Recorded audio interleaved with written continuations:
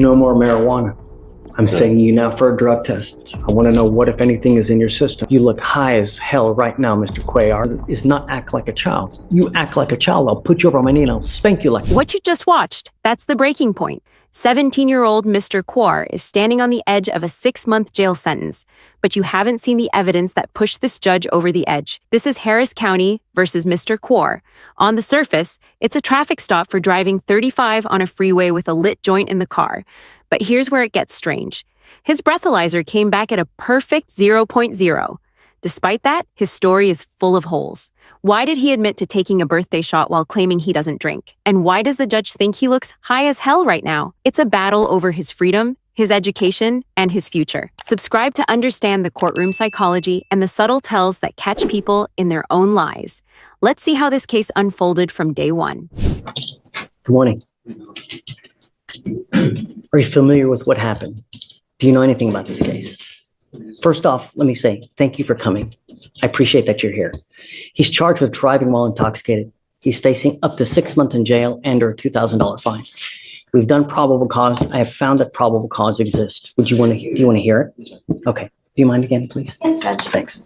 On October 21st of 2024 at about 11:23 p.m., officers conducted a traffic stop on the defendant's motor vehicle after observing it to be traveling 35 miles per hour in the center lane of the freeway in Harris County, Texas, failed to maintain a single lane of traffic upon exiting the freeway, and driving with expired registration.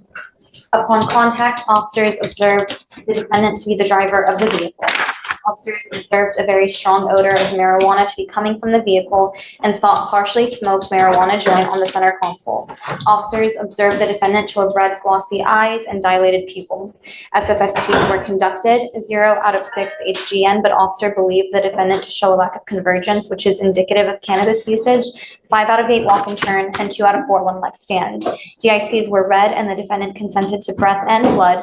The breath was 0.00 and blood was drawn. The defendant does not have a driver's license. That's what's happened. Okay. No more marijuana. I'm sending you now for a drug test. I want to know what, if anything, is in your system, and you're to come right back. If you fail to go take the test, if you fail to come back, I will revoke your bond. You do not have a Texas driver license. You are not allowed to drive. I am also making that a condition of your bond. Do you understand? Sir. You are 17 years old. You have your life ahead of you. You are doing nothing at this point when you should be at a minimum in high school trying to get your degree. I'm now also making that a condition of your bond. You are to get back into high school or get your GED. And I'm going to bring you back in 2 weeks and I want to see what you have done to start that. If you've done nothing, it's not going to go well. Do you understand, Mr. Quar? Yes, sir. He lives with you. He actually does. He actually lives with me now, but he just got here like 2 weeks, like maybe a couple weeks ago. So he's been living with his grandparents out of Victoria. Okay. He's not even from there. Is he behaving with you? Okay. The whole point has been kind of like Pause right here, because this case isn't about alcohol, and it's not even really about marijuana. The breathalyzer is a perfect 0, yet the judge is already convinced something is wrong. This is where courtroom psychology kicks in. In Harris County, judges see thousands of defendants a year, and when behavior, body language, and contradictions don't line up, suspicion escalates fast. The real danger for this 17-year-old isn't the traffic stop. It's how quickly perception can become punishment. So ask yourself as this unfolds, is this judge protecting a kid from ruining his future or crossing the line into bias? like a problem with him living down there, so that's why I got him and try to get him down. Has he been having a lot of issues down there? Not that I know of. I don't know of the issues down there. I'm just becoming aware. You know what I'm saying? We just kind of like connecting and trying to make everything right now. This is not a good way to start through your life. You look high as hell right now, Mr. Quar. I mean,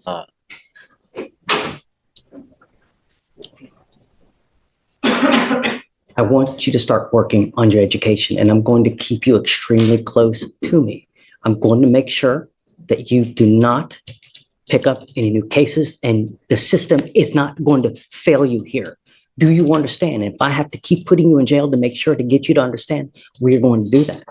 But you will leave here a success. You're not going to leave here worse off than you came. Do you understand? Okay. Would you like me to appoint him a lawyer?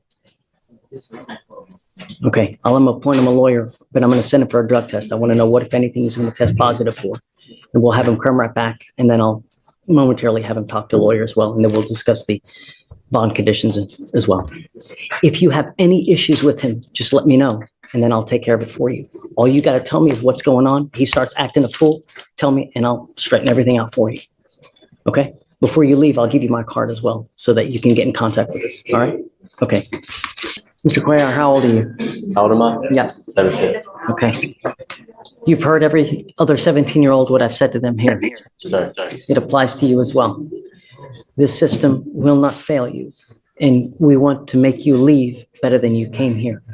So you will be expected to fulfill conditions that we put on, and if you don't, we have one place for you. Do you understand? Yes, sir. The dope stops today. I will test you 40 days from today. Police, he just tested positive for marijuana or anything else? Where? Alcohol as well. Now I'm putting a monitor on you so I know that you're not consuming alcohol. I don't drink. I just took a shot for my friend's birthday. Okay, no alcohol. I don't even like drinking. Okay, no alcohol. Do you understand?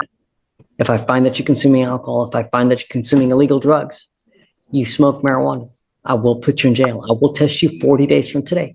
And I'm not going to take excuses that I was in a car, everybody else was smoking, I went to a party, I don't care. If you put yourself into that situation, only one thing's going to happen. Stay away from it, not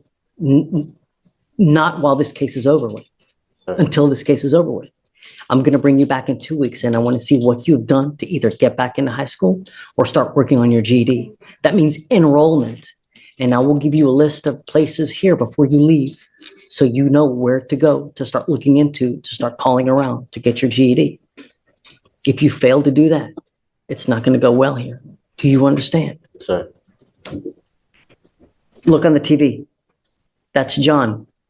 He's been appointed to represent you. That is your lawyer. It is your responsibility to stay in touch with him. If he tells me he can't get a hold of you, if you pick up a new case, you start acting a fool in the free world, I will take the free world away from you in a second. All I want you to do is not act like a child. You act like a child, I'll put you over on my knee and I'll spank you like a child, but I'll do it with a ton of jail time. Do you understand? The day of you being a child is over. You are now an adult, and you will be treated like an adult. If you play stupid games, you win stupid prizes. All I want you to do is leave better than you came here, and I'll do everything in my power to make it happen. Sir. Okay. Can you print me out that list form, please? Yes. All right. So I'm going to have you sign a receipt with Victoria. You'll meet with Felicia for all your conditions, and then you're off on your way. We'll roll your court costs so you won't pay. Judge, is the reset on the 22nd?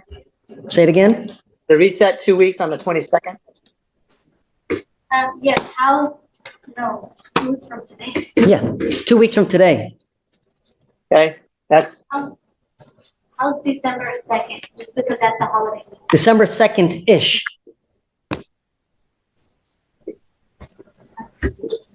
December 2nd-ish is perfect. Second. All right, it's yours. Required for GED. Required, yeah. You're going to get tested. Do you understand? Okay. Mr. Diego, the courts is going to give you some information with my office. Hold on, John. He's talking to. Okay, go for it, John. Diego, the courts should give you some information with my office number. When you leave court, call that number immediately. Sir. I'll get your information, or if the courts give it to me, and I'll reach out to you. I just don't want you to have to say it, while we're talking on Zoom. Okay? Yes, sir. All right. I'll talk to you soon then. All right. Thank you, Judge. Thanks, John. The decision is in. Mr. Quar walks free today, but he's on a very short leash. But here's the real question. If you were the judge, would you have given him the second chance or sent him straight to jail? Comment below, Team Judge or Team Quar. Was this tough love or just a delay? Hit like if you enjoyed. Share this with a friend who loves courtroom drama.